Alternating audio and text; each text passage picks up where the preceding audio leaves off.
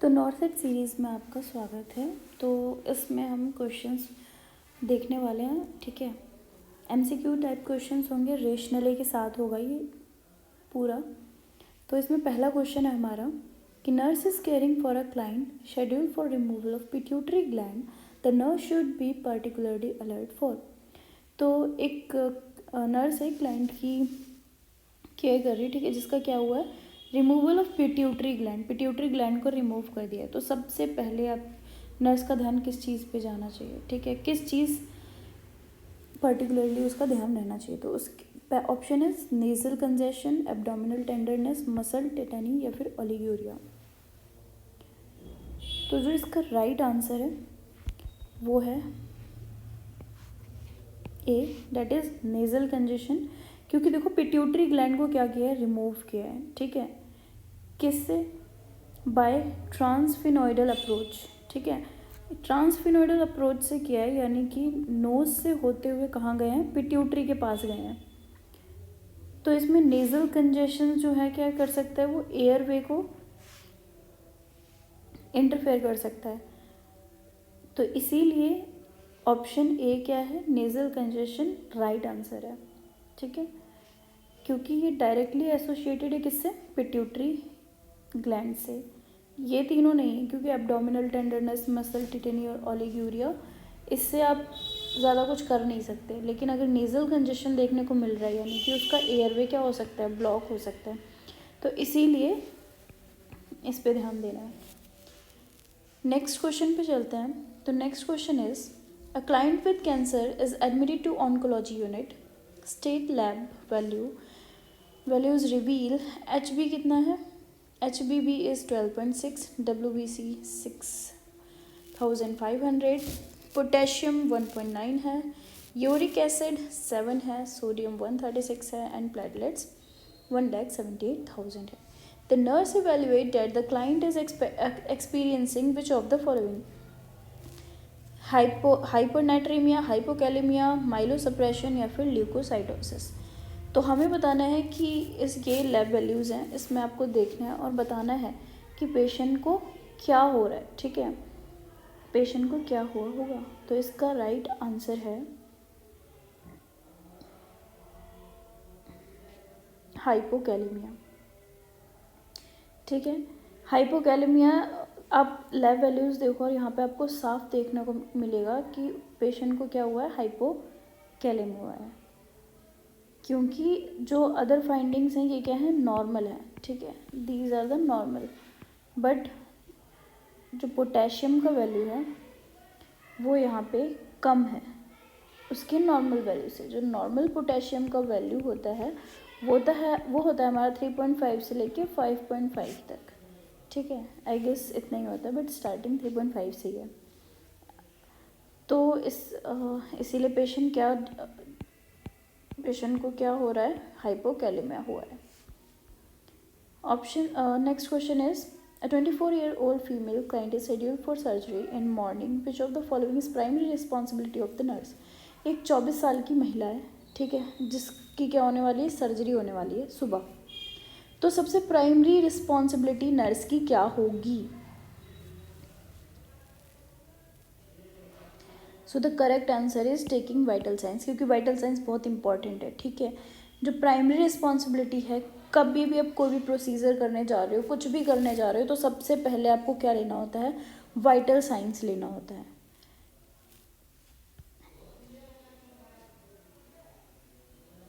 और फिर बाकी की चीज़ें बाद में आती हैं। Next question is the nurse is working in emergency room when a client arrives with severe burn of the left arm, hand, face and neck, which action should receive priority? Starting an IV, applying oxygen, obtaining blood gases या फिर medicating the client for pain। तो देखो nurse है, emergency room में काम कर रही है, वहाँ पे एक क्लाइंट आता है जो कि सीवियर बर्न हो रखा है, उसका डैमेज हुआ है, लेफ्ट आर्म हुआ है, हैंड, फेस और नेक, ये पूरा डैमेज हो चुका है। तो सबसे पहली प्रायोरिटी नर्स की क्या होनी चाहिए।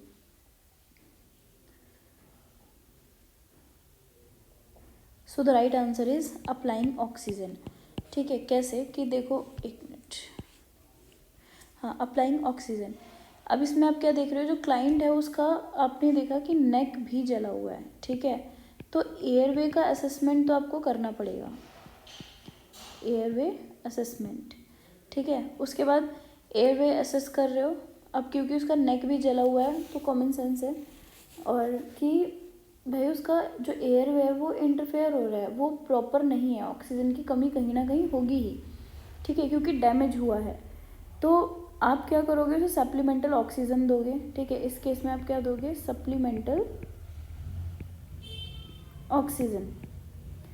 सो अप्लाइंग ऑक्सीजन प्रायोरिटी होनी चाहिए कंपेरेटिवली बाकी सबके, क्योंकि पहले आप किसी भी पेशेंट में कोई भी ऐसे इमरजेंसी कंडीशन होती है तो सबसे पहले आप क्या चेक करते हो, ABC, उसके बाद बाकी की बातें, उसे दर्द हो रहा है या फिर उसको IV देना है या कुछ भी करना है वो बाकी सारा बाद में है। सबसे पहले आपको क्या देखना है कि ऑक्सीजन है, ऑक्सीजन ही नहीं जाएगी, वो बंदा पड़ा हुआ है, उसको भाई जा ही नहीं रहे, वो सांस नहीं ले रहा है, आप उसको क्या दे रहे हो, दर्द की दवाई दे रहे हो, कोई लॉजिक है इस बात का, क्योंकि भाई उसका एयरवे ही मेंटेन नहीं है, सांस ही नहीं चल रही है, बंदा आगे जाके मरने वाला है। तो ये इन चीज़ों का ध्यान रखना होता है। तो सबसे पहले प्रायोरिटी हमारी किस पे जाएगी, ऑक्सीजन पे जाएगी। उसके बाद है the nurse is visiting a home health client with osteoporosis. The client has new prescription for alendronate, that is Fosamax. Which instruction should be given to the client? So the right answer is, पहले option पढ़ते हैं। Osteoporosis है, उसको ये दवाई चढ़ रही है, ठीक है। तो आप क्या इंस्ट्रक्शन दोगे क्लाइंट को, rest in bed after taking the client for at least 30 minute, या फिर avoid rapid movement after taking the medication, या फिर take the medication with water only, या फिर allow at least 1 hour between taking the medicine and taking other medication. Fosamax चल रहा है patient को, उसको क्या एडवाइस दोगे, उसको आप एडवाइस दोगे कि take the medication with water only, कि दवाई को सिर्फ पानी के साथ ही लेना है, ठीक है। जो फोजामैक्स है उसको सिर्फ पानी के साथ ही लेना चाहिए। जो क्लाइंट है also remain upright for at least 30 minute and after taking the medication, upright position में वो रह सकता है 30 मिनट्स तक के लिए, ठीक है। बाकी ये सब रॉन्ग है, गलत है। Next question is the nurse is making initial round on client with C5 fracture. अब पेशेंट को क्या हुआ है, C5 फ्रैक्चर हुआ है, ठीक है। राउंड पे गई नर्स, उसने देखा कि पेशेंट को C5 फ्रैक्चर है और क्रच फिल्ड टंग्स, ठीक है। Which equipment should be kept at the bed side, तो वो देखती है कि भाई उस पेशेंट के पास क्या होना चाहिए, कौन सा इक्विपमेंट होना चाहिए, pair of forceps, torque wrench, pair of wire cutter, या फिर स्क्रू ड्राइवर। तो इसका राइट आंसर है टॉर्क रेंच, ठीक है। रेंच होनी चाहिए, रेंच बेसिकली इस तरीके की कुछ दिखती है, इस तरीके की होती है। तो ये क्या होता है, ये जो नट बोल्ट होता है ना, उसको लूज़ और टाइट करने के लिए होता है। तो जो क्लाइंट के पास है ना, ये होना चाहिए लूजन द स्क्रू ऑफ क्रचफिल टोंग, जो क्रचफिल टोंग है उसके स्क्रू को क्या करने के लिए, लूज या फिर टाइट करने के लिए, ठीक है। This wrench controls the amount of pressure that is placed on the screw. A pair of forceps of wire cutting and screwdriver, ये सब की ज़रूरत नहीं है, तो इसीलिए ये रॉन्ग आंसर है। तो राइट आंसर क्या होना चाहिए, अ टॉर्क रेंच। इस तरीके की भी आती है, इस तरीके की देखी होगी wrench. Next question is an infant weight 7 pounds at birth. एक इन्फेंट है जिसका वेट कितना है, 7 पाउंड है बर्थ पे। Would the expected weight by 1 year should be, तो उसका एक्सपेक्टेड वेट कितना होना चाहिए at 1 year. Option is 10 pound, 12 pound, 18 pound and 21 pound. देखो हमें पता है कि एट बर्थ जो बच्चे का वेट होता है, अगर वो 3.5 kg है तो 1 ईयर में कितना हो जाता है उसका, 6 मंथ पे डबल हो जाता है, ठीक है। 1 ईयर पे ट्रिपल हो जाता है, 3x। तो राइट आंसर क्या होना चाहिए, 10 पाउंड, ठीक है। नेक्स्ट इज, सॉरी 10 पाउंड नहीं, 21 पाउंड, ठीक है। तो उसका टोटल 1 ईयर में कितना वजन हो जाएगा, 21 पाउंड हो जाएगा, क्योंकि 7 पाउंड बर्थ पे था, तो 21 पाउंड 1 ईयर में हो जाएगा, यानी triple.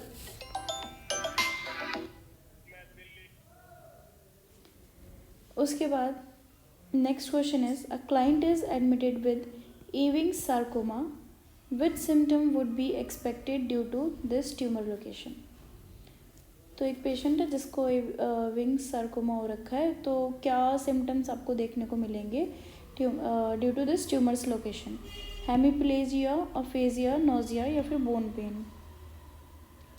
So the right answer is D, option D, bone pain देखने को मिलेगा, ठीक है। अब देखो यहाँ पे क्या लिखा है, विंग सार्कोमा, ये क्या है, एक टाइप का बोन कैंसर है। तो बोन कैंसर है तो पेन आपको कहाँ देखने को मिलेगा, बोन में देखने को मिलेगा, इसलिए राइट आंसर होगा बोन। उसके बाद nurse is caring for client with epilepsy, एक क्लाइंट है जिसको क्या है, एपिलेप्सी है। Who is treated with carbamazepine, CBZ दिया जा रहा है उसको, that is Tegretol, which laboratory value might indicate a serious side effect of this drug? तो बताना है कि भाई किस में गड़बड़ी है। यूरिक एसिड अगर आपको 5 mg/dl देखने को मिल रहा है, या फिर हेमाटोक्रेट जो कि 33% है, या फिर WBC 2000 पर क्यूबिक मिलीमीटर, या फिर platelets 1,50,000 per cubic millimetre. So the right answer is C, that is WBC 2000 पर क्यूबिक मिलीमीटर।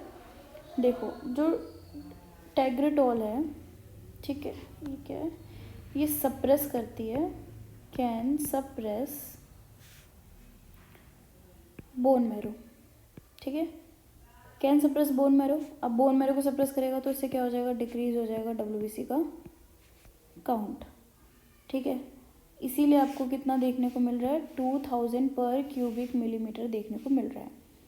तो ये क्या इंडिकेट करता है, साइड इफेक्ट इंडिकेट करता है, किसका, इस ड्रग का, ठीक है। तो इसीलिए राइट आंसर होगा C।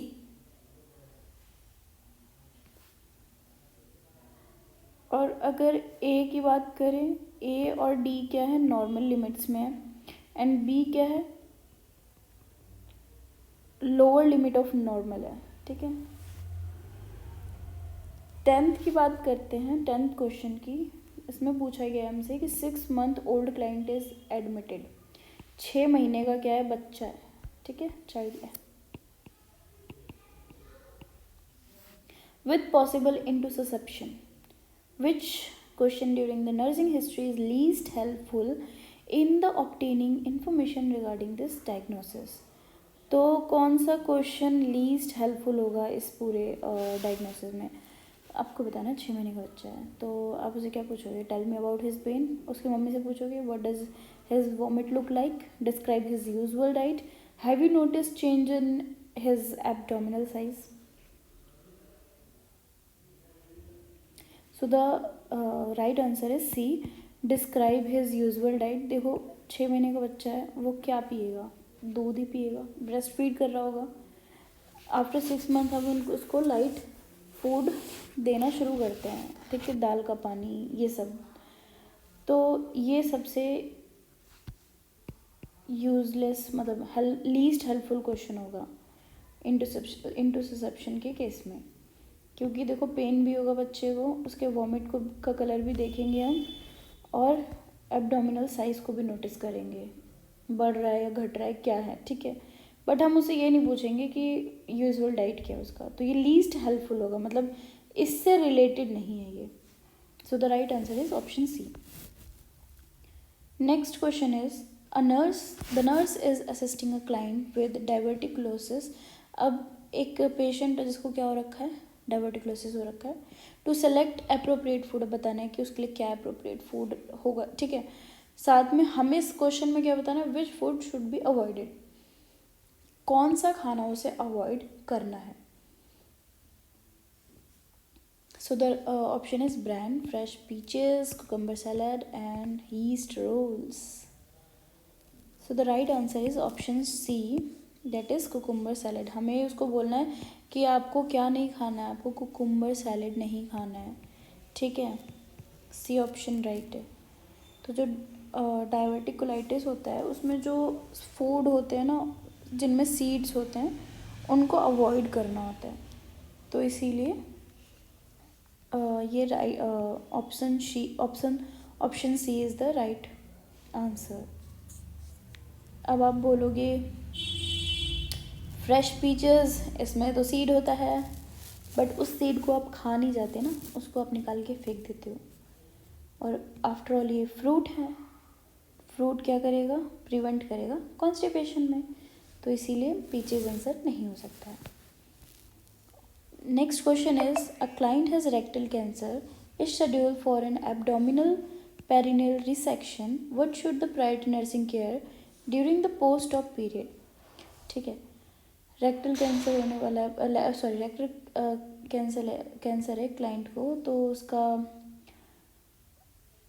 एब्डोमिनल पेरिनियल रिसेक्शन होने वाला है, तो प्रायोरिटी नर्सिंग केयर क्या होने वाली है पोस्ट ऑप पीरियड में, आप क्या करोगे उसको, ऑपरेशन होके आएगा client. Teaching how to irrigate the ileostomy, stopping electrolyte loss in incisional area, encouraging high fibre diet, या फिर facilitating perineal wound drainage. Priority क्या होनी चाहिए। तो देखो जो क्लाइंट है उसको क्या है, उसका पेरिनियल रिसेक्शन हुआ है, ठीक है, तो पेरिनियल रिसेक्शन हुआ है तो पेरिनियल इंसीजन भी आया होगा, है ना, तो drains will be use to facilitate the wound drainage. So the option D is the right answer, facilitating perineal wound drainage. तो this will help prevent infection of the surgical site. अब ये क्या है, पेरिनियम है ना, तो यहाँ पे इंसीजन हुआ है, तो यहाँ पे अब क्योंकि इंसीजन हुआ है, सर्जरी हुई है, तो यहाँ पे इन्फेक्शन के चांसेस भी बहुत हैं, तो आप उसी को प्रिवेंट करना चाहोगे, ठीक है। तो जो क्लाइंट विल नॉट हैव इलियोस्टमी, तो ये तो वैसे ही गलत हो गया, क्योंकि उसके इलियोस्टमी थोड़ी हुआ है, उसको कोई ओपनिंग थोड़ी बनाया गया है, तो इरिगेट करना क्यों ही सिखाओगे उसको। उसके बाद he will have some electrolyte loss, but treatment is not focused on preventing the loss. So answer B is incorrect. And high fiber diet is answer C is not ordered at this time. ठीक है, अभी तो surgery हो के आया, उसको तो अभी NPO ही रखेंगे, अभी थोड़ी सर्जरी होते ही ले तो खाना खा। तो जो हमारा प्रायोरिटी होगा, जो सबसे ज़्यादा प्रायोरिटी होगा, वो होगा हमारा पेरिनियल वुंड ड्रेनेज को फैसिलिटेट करना। So the D option is the right answer. I hope these questions will helpful for you. तो आप इसको पढ़ो, ठीक है। नेक्स्ट सेशन में हम और क्वेश्चंस के साथ आएंगे, और ये क्वेश्चन आपके लिए है, आप इस क्वेश्चन का आंसर कमेंट बॉक्स में करना, और मिलते हैं नेक्स्ट वीडियो में, और इसका आंसर आपको मिलेगा नेक्स्ट वीडियो में।